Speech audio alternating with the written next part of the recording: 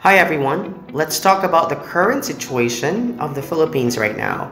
I am so devastated and angry of the current situation of the country, and I know that most of us, if not all of us, are feeling the same.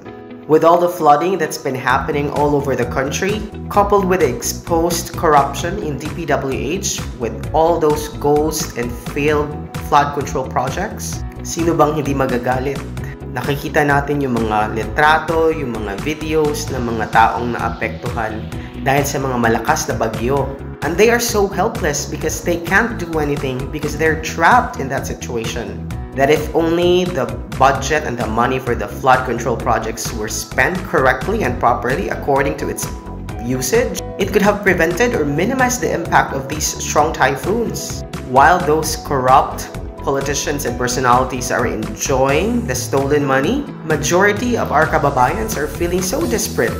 Ang dami mga investigations na nangyayari sa Congress and Senate, but does it guarantee na makukulong ang mga taong ito? I hope so, kasi presidente na mismo yung nag-expose. And I expect him to really go after those culprits, kahit sino pa yan, kahit sino yung matamaan. We truly deserve an explanation. At this time, we need to use our voices to condemn corruption altogether, not to bring anybody home. Protect the Philippines, not the corrupt politicians.